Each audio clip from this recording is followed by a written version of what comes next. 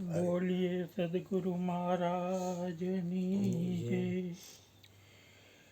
સંત એકનાથે નિવૃત્તિનાથને મોકલેલા કોરા કાગળનું આધ્યાત્મિક રહસ્ય શું, એના ઉપર એક લેખ છે. કોરા કાગળનું આધ્યાત્મિક રહસ્ય શું? એકવાર એવું થયું કે સંત એકનાથે નિવૃત્તિનાથને પત્ર લખ્યો. પત્રમાં માત્ર કોરો કાગળ હતો, કશું જ લખ્યા વિનાનું. આ કોરો કાગળ લઈને સંદેશાવાહક નિવૃત્તિનાથ પાસે પહોંચ્યો. નિવૃત્તિનાથે કવર ખોલીને કાગળ કાઢ્યો અને અત્યંત રસપૂર્વક એ કાગળ વાંચી રહ્યા હોય એ રીતે એમાં નજર કરી. શબ્દો તો એમાં કોઈ હતા નહીં, પણ શૂન્યમાં ડૂબી જઈને જાણે કે બહાર આવ્યા હોય એ રીતે એમના ચહેરા પર પ્રસન્નતા હતી. પોતે વાંચ્યા પછી પત્ર એમણે મુક્તાબાઈને આપ્યો કે તમે પણ વાંચો. તો મુક્તાબાઈએ પણ એ પત્રને આનંદ અને અહોભાવ સાથે વાંચ્યો. બંને જણ ખૂબ પ્રસન્ન થયા અને પછી સંદેશાવાહકને કહ્યું કે ઉત્તરમાં એક આ અમારો પત્ર લઈ જાઓ. અને એનો એ જ કોરો કાગળ એમણે પેલા કાસતને આપ્યો. સંદેશો લઈ જનાર આશ્ચર્યથી અવાક બની ગયો, કેમ કે પહેલાં જ્યારે કાગળ આવ્યો ત્યારે ખ્યાલ ન હતો કે કાગળ કોરો છે. પણ એની સામે જ કવર ખોલીને નિવૃત્તિનાથ અને મુક્તાબાઈને વાંચતા જોયા ત્યારે ખ્યાલ આવ્યો કે એમાં લખ્યું તો કશું જ નથી. તો આ લોકોએ વાંચ્યું શું અને સી રીતે તેઓ આટલા પ્રસન્ન થયા, એનાથી રહેવાયું નહીં.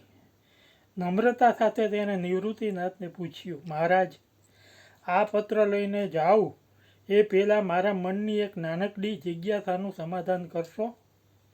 મારી સામે જ આપે આ પત્ર ખોલીને વાંચ્યો તો મને ખ્યાલ આવ્યો કે લખ્યું તો એમાં કશું નથી. તો આપે એમાં વાંચ્યું શું? પત્ર પર આપ નજર કરી રહ્યા હતા ત્યારે આપના ચહેરા પરનો ભાવ જોઈને મને લાગ્યું કે જરૂર આપ કશુંક વાંચી રહ્યા છો, પણ લખ્યું કશું નથી તો વાંચ્યું શું? અને એકલા આપ શ્રીએ જ નહીં, મુક્તાબાઈએ પણ આ પત્ર વાંચ્યો અને એ પણ પ્રસન્ન થયા. અને હવે આ જ કોરો કાગળ જવાબરૂપે મારી સાથે પરત મોકલી રહ્યા છું. તો મારા મનની જિજ્ઞાસા ચરમ સીમાએ પહોંચી છે. કૃપા કરી એનું સમાધાન કરો. નિવૃત્તિનાથે કહ્યું કે એકનાથે સંદેશો મોકલ્યો છે કે પરમાત્માને જાણવા માટે અંતરને કોરા કાગળ જેટલું જ શુદ્ધ અને ખાલી કરવું પડશે. જ્યાં સુધી એમાં ઉછીનું જ્ઞાન, પંડિતાઈ કે અહંકારના ભાવ મોજૂદ છે ત્યાં સુધી ઈશ્વરની અનુભૂતિ શક્ય નથી. અંતર જો દર્પણ જેવું સ્વચ્છ અને સ્પષ્ટ બને તો જ ઈશ્વરનું પ્રતિબિંબ એમાં ઝીલી શકાય છે. એ જ રીતે એમના કહેવાનો આશય છે કે કેટલીક વાતો એવી છે જે શબ્દો દ્વારા કાગળમાં લખીને કહી શકાતી નથી. એના કહેવા અને સમજવા માટે શૂન્ય થવું પડે છે. અને પરમાત્માનો અનુભવ તો અનિર્વચનીય છે, શબ્દોમાં એ આવી જ ન શકે. હા, શબ્દો દ્વારા એટલો ઇશારો કરી શકાય કે ગ્રંથોના ગ્રંથો ભરવામાં આવે તો પણ એમાં શબ્દોમાં એ અનુભવને ઉતારી શકાતો નથી. એના માટે તો આ કાગળ જેવા કોરા અંતરમાં આકાશમાં ઉતરવું પડે. આપણા અંતરમાં ઉછીના જ્ઞાનનો પાર નથી. થોડું ઘણું ક્યાંકથી વાંચી લીધું કે મગજમાં થોડા ઘણા આધ્યાત્મિક શબ્દો ભરી દીધા તો આપણે માનવા લાગીએ છીએ કે જ્ઞાની થઈ ગયા. પણ એકનાથનું કહેવું છે કે શબ્દોનો ગમે તેટલો સંગ્રહ હોય આપણી પાસે તો એ વ્યર્થ છે. અંતર જ્યાં સુધી નિશબ્દ અને શૂન્ય ન બને ત્યાં સુધી પરમાત્માના અનાહત નાદને ઝીલી શકાતો નથી. અંદરનો શોર બકોર શાંત થાય તો જ આ સંગીત સંભળાય છે. આપણા મનમાં અને અંતરમાં રાગ, દ્વેષ, કામ, ક્રોધ, મારું તારું, હું પદ અને વાસનાઓનો પાર નથી. આ બધું જે ક્ષણે શાંત થાય અંદરનું જગત જે ક્ષણે આ બધાથી મુક્ત અને ખાલી થાય એ જ ક્ષણે આ શૂન્ય થયેલા કોરા નિર્દોષ અંતરમાં પરમાત્માનો અનુભવ ઉતરી આવે છે.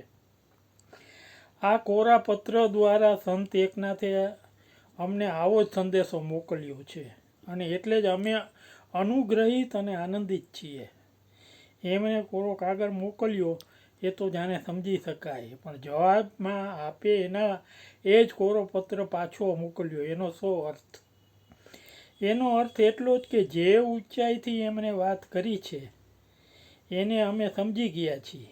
જે વાત શબ્દોમાં કહી કે સમજાવી શકાતી નથી તેનો જવાબ પણ શબ્દોમાં સી રીતે આપી શકાય? અને એટલે જ પ્રત્યુત્તર રૂપે અમે આ કોરો કાગળ મોકલી રહ્યા છીએ. સંત એકનાથ એ જરૂર વાંચી શકશે. જો કાલ કરે સો આજ કર, જો આજ કરે સો અબ, જબ ચીડિયન ખેતી ચુગદારી, फिर पछताए क्या होते, उठ जाग मुसाफिर भोर भई, अब रैन कहाँ से सोवते, कहाँ जो सोवते, जो सोवते सो खोवते, जो जागते सो पावते. बोलिए सदगुरु महाराज की जय.